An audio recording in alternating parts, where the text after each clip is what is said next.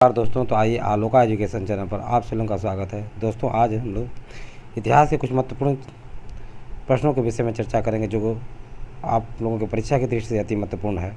तो ध्यान दीजिए, इसे बढ़िया से इसे केयरफुली माइंड में लीजिएगा।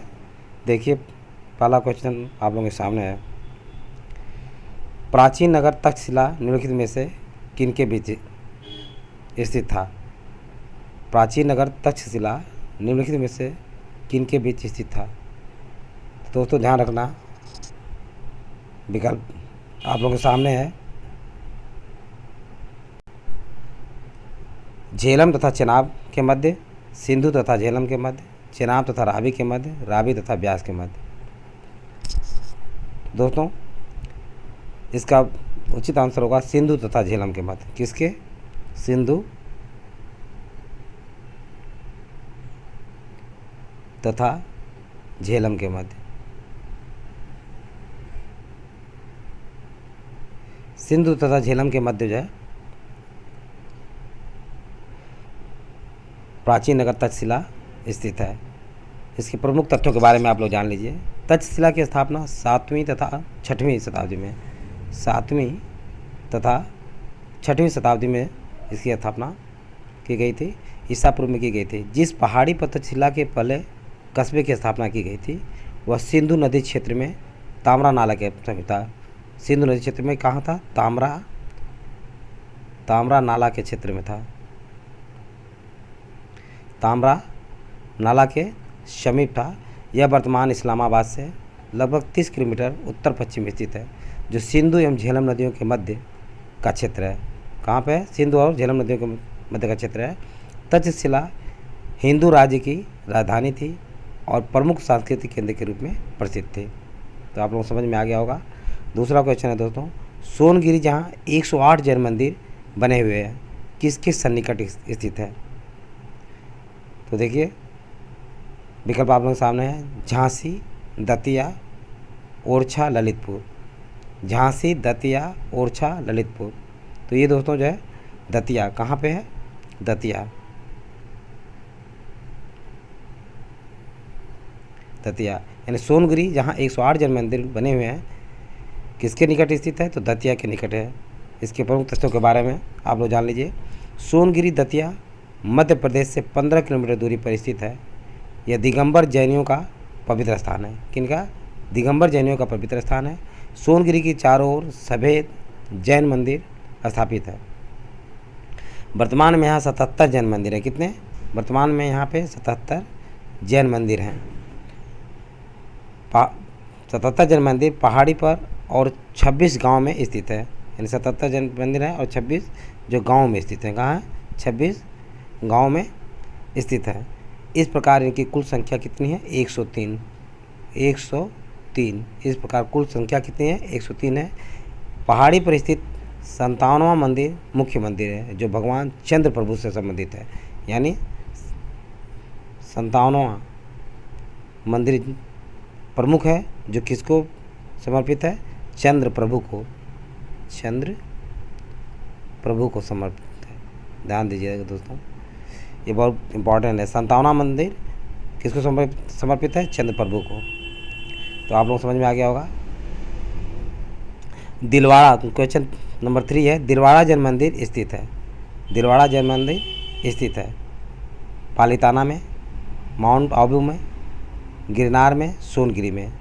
तो आप सभी लोगों को पता होगा कि दिलवाड़ा जैन मंदिर कहाँ पे स्थित है? ये माउंट आबू में स्थित है। कहाँ पे? माउंट आबू में। माउंट आबू में स्थित है। अब इसके प्रमुख तथ्यों के बारे में जानिए। दिलवाड़ा के जैन मंदिर माउंट आबू सिरोही राजस्थान में स्थित है। यानी राजस्थान के सिरोही में स्थित है। इनमें सबसे प्रसिद्ध बिमल बसाही मंदिर है। कौन से मंदिर है? बिमल बसाही। बिमल बसाही जो है सबसे प्रमुख मंदिर है। पूछ देगा कि मान लीजिए माउंट आबू पर्वत में सबसे प्रसिद्ध मंदिर कौन है? तो बिमल बसाही मंदिर सबसे प्रसिद्ध है। चालुक्य शासक भीमदेव प्रथम 1022 से 1064 के सामंत बिमल शाह ने इसे बनाया था। किसने बनाया था? बिमल शाह ने इसे बनवाया था। नेक्स्ट क्वेश्चन नंबर 5 है, नगर द्रविड़ नागर, ये दोस्तों नागर है, नागर द्रविड़ और बेसर, नागर द्रविड़ और बेसर है। तो नागर द्रविड़ और बेसर आप लोगों को पता होगा कि क्या है, लेकिन मैं बता रहा हूँ दोस्तों, ध्यान दीजिए। विकल्प में भारतीय उपमहाद्वीप के 3 मुख्य जातियाँ हैं, 3 मुख्य भाषा वर्ग जिनमें भारत की भाषाओं को विभक्त किया जा सकता है, भारत में प्रचलित 3 मुख्य संगीत घराने हैं, भारतीय मंदिर वास्तु की 3 मुख्य शैलियाँ हैं। तो दोस्तों यही भारतीय मंदिर वास्तु की 3 प्रमुख शैलियाँ हैं। भारतीय मंदिर वास्तु की 3 मुख्य शैलियाँ हैं, 3 मुख्य शैलियाँ हैं।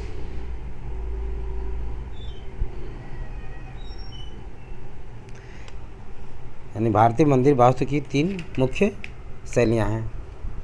इनके तथ्यों के विषय में भी जान लीजिए। नागर द्रविड़ तथा बेसर भारतीय मंदिर वास्तु की 3 मुख्य शैलियाँ हैं। नागर शैली समस्त उत्तरी भारत में प्रचलित है। नागर शैली कहाँ पे है? उत्तरी भारत में है। नागर शैली उत्तरी भारत में है। पहले उड़ीसा के मंदिर शुद्ध रूप से इसी शैली के बने हैं।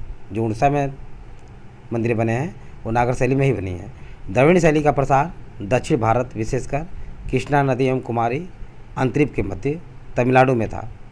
यानी द्रविड़ शैली दक्षिण भारत में, द्रविड़ शैली जो है दक्षिण भारत में है। कहाँ पे? दक्षिण भारत में।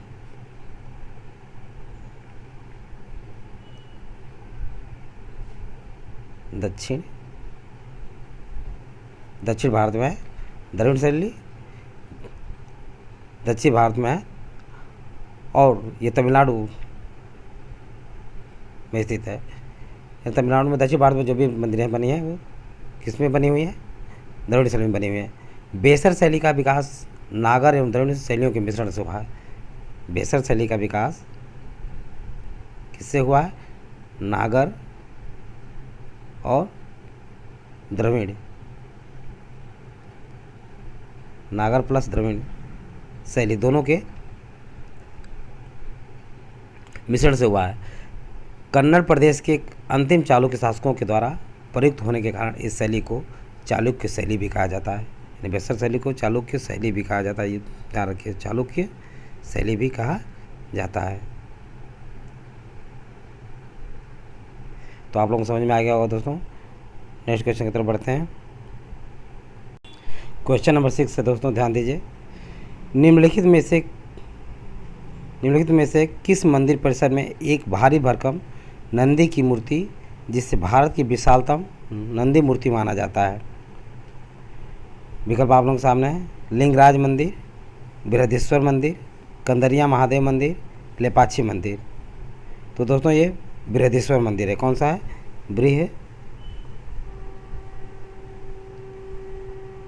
बृहदेश्वर मंदिर।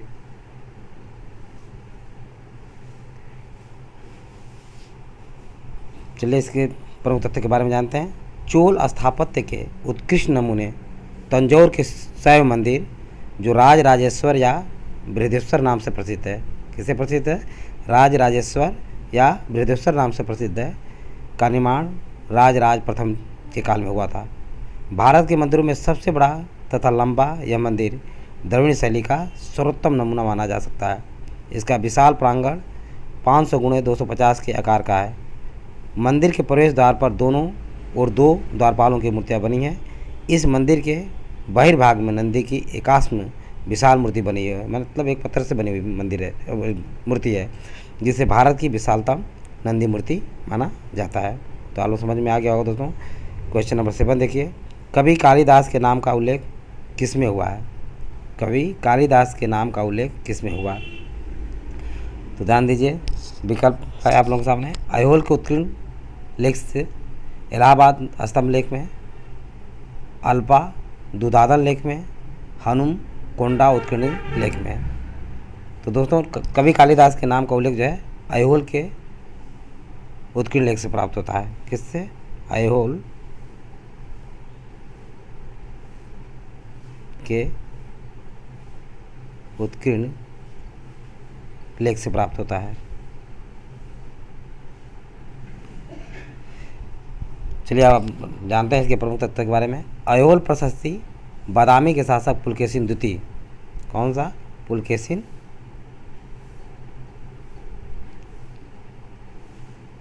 पुलकेशिन द्वितीय के इतिहास को जानने का एक प्रमुख साधन है। इस लेख की भाषा संस्कृत तथा लिपि दक्षिण ब्राह्मी है। इसके लेख की भाषा क्या है? संस्कृत है। इस लेख की भाषा संस्कृत और लिपि क्या है? ब्राह्मी है। लिपि ब्राह्मी है। ध्यान दीजिए, बहुत ही खूब तथ्य है। यानी इसकी लेख की भाषा संस्कृत तथा लिपि क्या है? ब्राह्मी है। इस लेख की रचना रवि कीर्ति ने की थी। किसने की थी? रवि कीर्ति ने इस लेख की रचना की थी। प्रशस्ति के अंत में लेखक ने यह दावा किया है कि उसने इसे लिखकर कालिदास तथा भारवी के समान यश प्राप्त किया है। यानी कालिदास का भी नाम आता है और भारवी का भी नाम आता है। किसका? भारवी का भी नाम आता है। कालिदास तथा भारवी के समान यश प्राप्त किया है। अतः इस अभिलेख में कालिदास के नाम का उल्लेख हुआ है। यानी किस लेख में? ऐहोल के उत्कीर्ण लेख में, जो पुलकेशिन द्वितीय का लेख है, जो संस्कृत में लिखा गया है और इसकी लिपि ब्राह्मी है। नेक्स्ट, चोलों का राज किस क्षेत्र में फैला था? चोलों का राज किस क्षेत्र में फैला था? तो ध्यान दीजिए दोस्तों, विजयनगर क्षेत्र में, मालाबार तट में, होयसल में, कोरोमंडल तथा दक्कन के कुछ भाग में। तो दोस्तों चोलों का राज जो है कोरोमंडल तथा दक्कन के कुछ भाग में फैला हुआ था। कोरोमंडल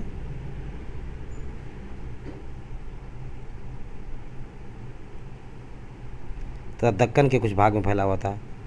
दक्कन के कुछ भाग में फैला हुआ था। आइए इसके प्रमुख तथ्यों के बारे में भी जानते हैं। कृष्णा तथा तुंगभद्रा नदियों से लेकर, कहाँ से? कृष्णा तथा तुंगभद्रा नदियों से लेकर कुमारी अंतरिक्ष तक का विस्तृत भूभाग प्राचीन काल में तमिल प्रदेश का निर्माण करता था। किसका? तमिल प्रदेश का निर्माण करता था। इसमें कोरोमंडल तट तथा दक्कन के कुछ भाग तथा उरायूर, कावेरीपत्तनम, तंजावुर आदि चोलों के अधिकार में थे। कौन कौन? उरायूर, कावेरीपत्तनम, कावेरीपट्टनम और तंजावुर। कौन सा?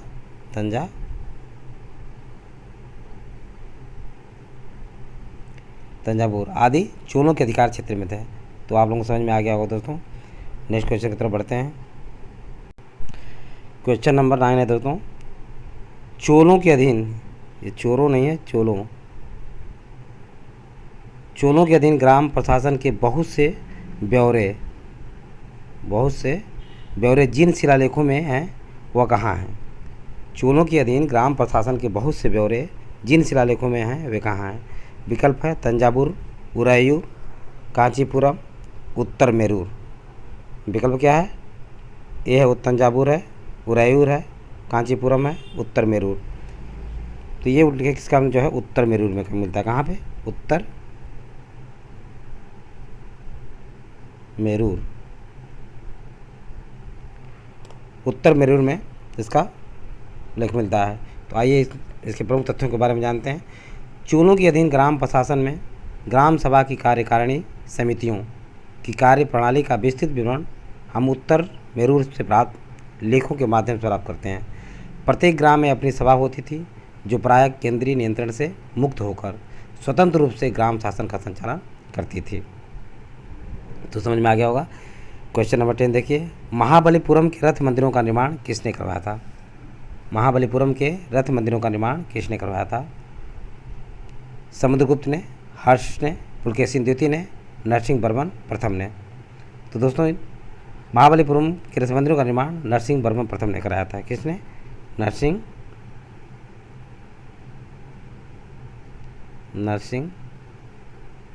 वर्मन प्रथम ने, नरसिंह वर्मन प्रथम ने महाबलीपुरम के रथ मंदिरों का निर्माण करवाया था। आइए हम लोग इसके प्रमुख तथ्यों के बारे में जानते हैं। इस शैली का विकास पल्लव शासक नरसिंह वर्मन प्रथम महामल्ल के काल में हुआ। इसके अंतर्गत दो प्रकार के स्मारक बने, मंडप तथा एकात्मक मंदिर। कौन कौन बने? मंडप तथा एकात्मक, मंडप तथा एकात्मक मंदिर का निर्माण हुआ, जिन्हें रथ कहा गया। इस शैली में निर्मित सभी स्मारक महाबलीपुरम में विद्यमान है। कहाँ है? सभी स्मारक जो है महाबलीपुरम में विद्यमान है।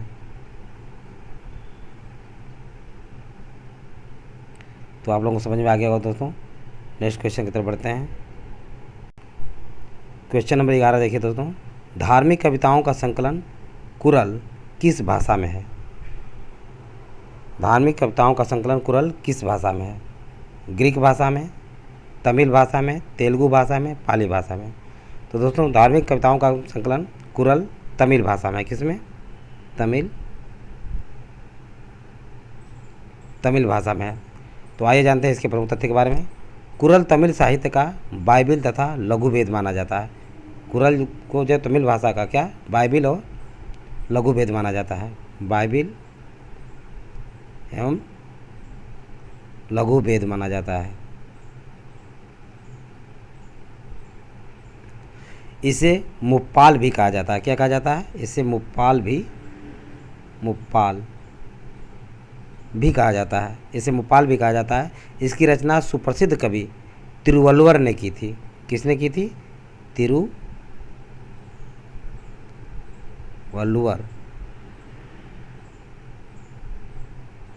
इसकी रचना प्रसिद्ध कवि तिरुवल्लुवर ने की थी।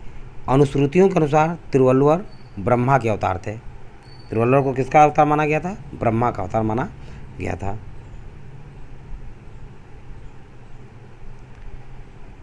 तो आप लोग समझ में आ गया होगा। नेक्स्ट क्वेश्चन, निम्नलिखित में से कौन सा एक प्राचीन भारत में व्यापारियों का निगम था?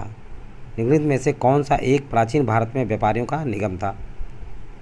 तो ध्यान दीजिए दोस्तों, विकल्प आप लोगों के सामने, परिषद, चतुर्वेदी मंगलम, अष्टदिग्गज, मणिग्रामम। तो निम्नलिखित में से कौन सा एक प्राचीन भारत में व्यापारियों का निगम था? तो व्यापारियों का निगम जो था दोस्तों मणिग्रामम था। मणिग्रामम व्यापारियों का एक निगम था। आइए इसके प्रमुख तथ्यों के बारे में जानते हैं। दक्षिण भारत में नगरों में व्यापारियों के विभिन्न संगठन थे, जैसे मणिग्रामम, वलंजियर आदि। इनका कार्य व्यापार व्यवसाय को प्रोत्साहन देना था। मणिग्रामम साथ वलंजियर भी थे। क्या थे? वलंजियर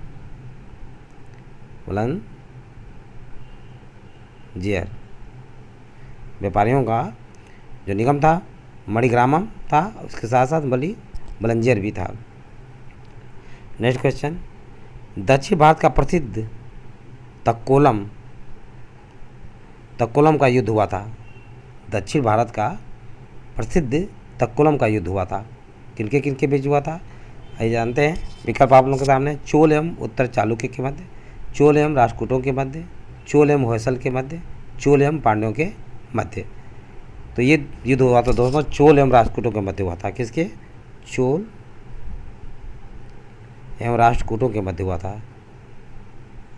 राष्ट्रकूटों के मध्य तक्कोलम का युद्ध चोल और राष्ट्रकूटों के मध्य हुआ था। आइए इसके प्रमुख तथ्यों के बारे में जानते हैं। पारांतक प्रथम के अंतिम दिनों में राष्ट्रकूट शासक कृष्ण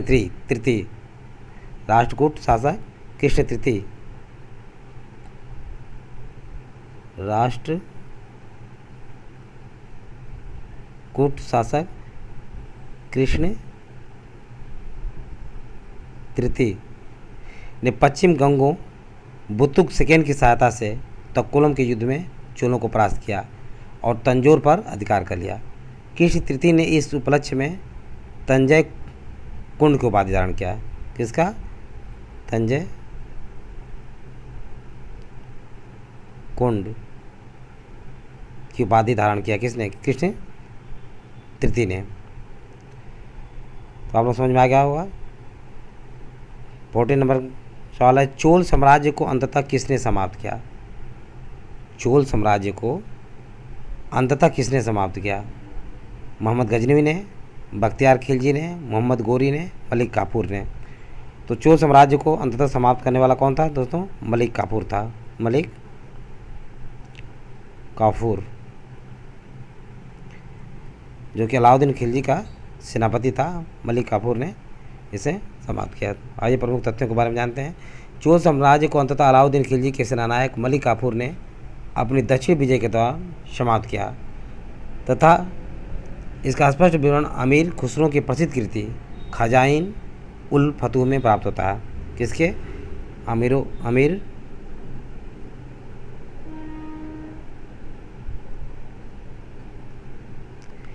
अमीर खुसरो। किसकी? अमीर खुसरो।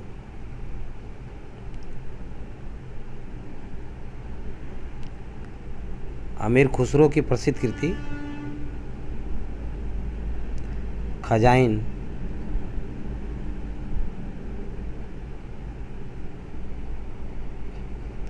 उल फतूह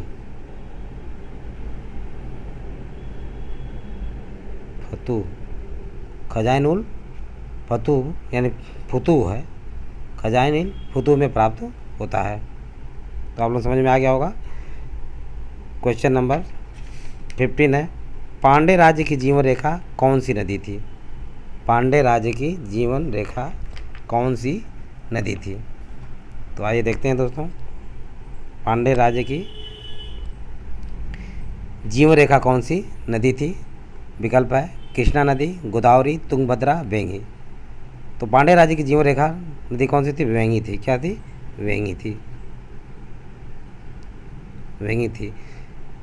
तो आइए देखते हैं इसके प्रमुख तथ्य क्या हैं। पांड्य राज्य की जीवन रेखा वेंगी नदी थी। यह नदी कंडन मणिकर्णियूर पश्चिम घाट में, कंडन मणिकर्णियूर, ध्यान दीजिए, कंडन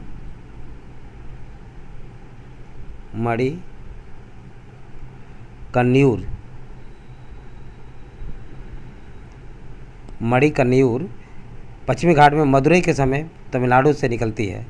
पांड्य राज्य कावेरी के दक्षिण में स्थित था। इसमें आधुनिक मदुरा तथा तिरुनेलवेली के जिले और त्रावणकोर का कुछ भाग शामिल था। ये 3 जिले थे, मदुरा, तिरुनेलवेली और त्रावणकोर का कुछ भाग शामिल था। इसकी राजधानी मदुरा थी।